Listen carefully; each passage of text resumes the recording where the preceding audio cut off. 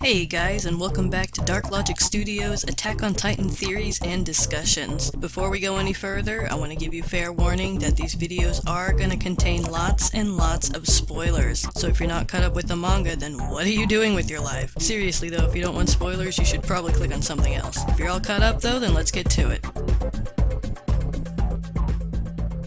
Hey guys, so I owe you guys an apology. Part 2 of my Chapter 89 review and discussion that I had planned for today is not ready yet, and the reason for that is because I am fucking sick. Again. God, I just love winter.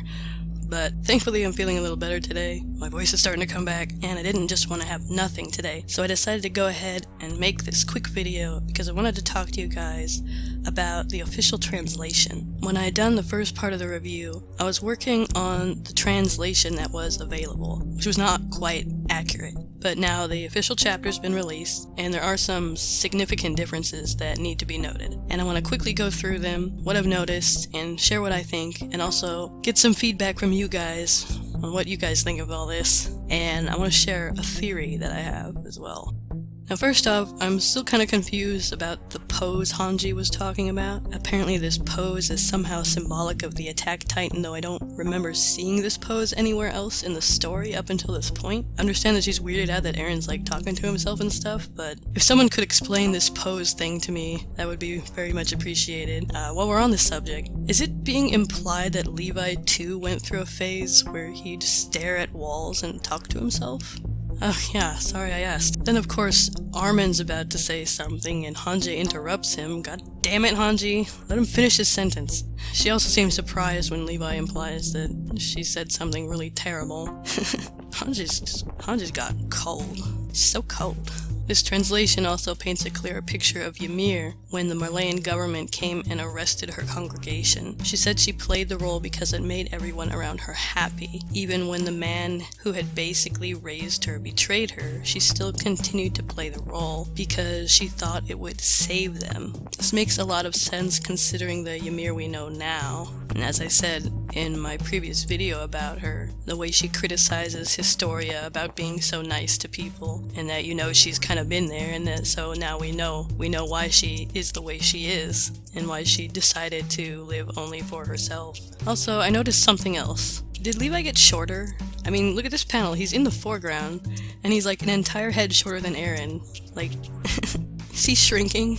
Oh, Levi, you are so small. Another important thing that was quite a bit different was when Kruger was talking to Grisha in this scene. When I read this, I thought Kruger was telling Grisha that he had to lead the army or destroy it, but he's actually telling him that this is a choice that the Marley are going to make if they ever get a hold of the progenitor titan. And then he tells Grisha that the first king will refuse to fight. The first king had ultimately created the walled world in order to prevent Eldia from ever running rampant with the titans ever again, and says both he and the progenitor titan have agreed to renounce all war. Because of all the horrors Eldia had wrought in the past, and the potential for all of it to happen again, they basically made a suicide pact to ensure that no one would ever be able to use the true power of the progenitor titan to cause war and destruction ever again without basically killing themselves first. Now clearly most of the characters in this story have a problem with that, obviously, and that's understandable. They want to be free. They don't want to be seen as these monsters, even though this is, I guess, part of their physiology that is unique to them.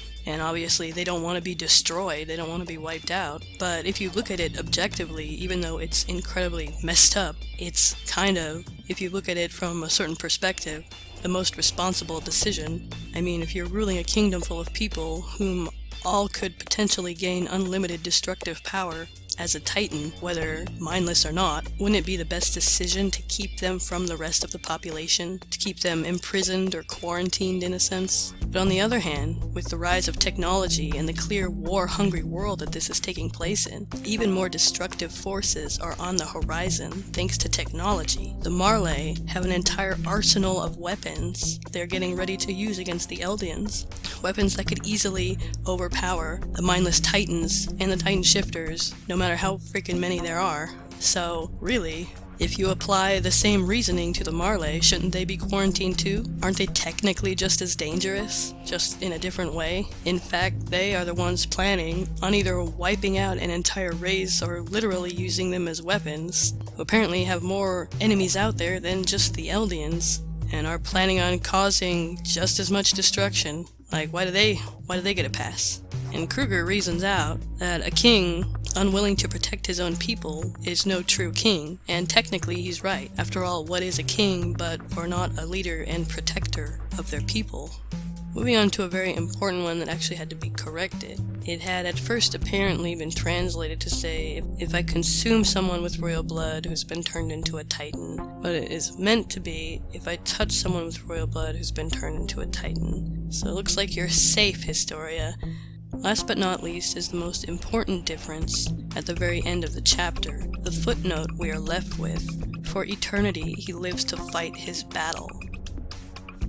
What? He? Not they, but he? Who's he? Eren? Or... Now this really threw me for a loop. We've continually been given this narrative of history repeating itself, and up till now it seemed like it's been talking about everyone, humanity in and of itself, or at least the Eldians.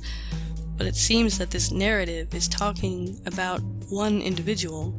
It must be talking about Eren, right? It has to be. He's the main character. So does that mean Kruger and Eren are the same person after all? Maybe. Not so fast. I have a theory I want to throw out there about this, so let me know what you guys think. So what was really interesting in this chapter, and really telling, is the way they talk about the progenitor titan. It refers to it as its own conscious entity, which also happened with the attack titan at the end of chapter 88. It has now been established that these 9 titans, the titans themselves, are conscious, living individuals with their own goals and desires. So essentially these titans have become characters in the story. So what if the he it is referring to at the end of the manga isn't actually referring to Eren or Kruger, or both? What if it's actually referring to the attack titan himself? What if the Shingeki no Kyojin is actually the main character of the manga, and the story is named after him? What if he's actually the one telling us this story to you in 2,000 years? And Eren, Grisha, and Kruger just happen to be a few of his hosts while all this is happening. Who else would be old enough to write us 2,000 years from now and still be in the story? It'd have to be somebody who's basically immortal, like these titans.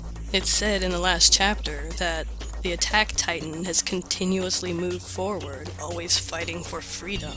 His battle never ends. Maybe this is the cycle that it's talking about. The cycle of constantly fighting for freedom against those who want to oppress you. That is pretty much what the story has been about this entire time. So, what if that's actually what's going on? That'd be pretty crazy. Well, that's my theory, so let me know what you guys think in the comments. Thanks for watching.